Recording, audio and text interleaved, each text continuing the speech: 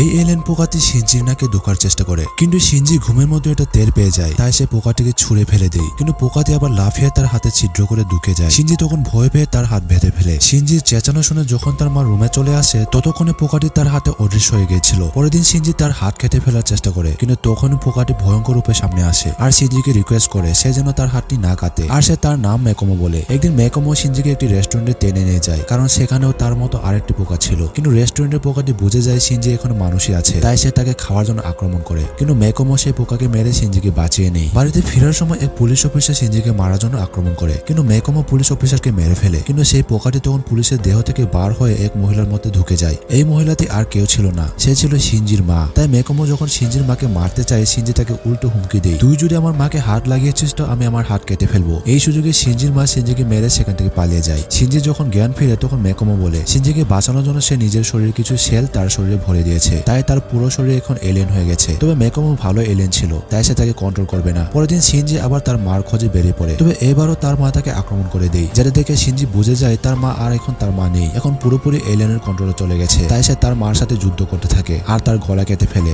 যার ফলে তার মা এবং এলিয়েন দুজনই মারা যায়।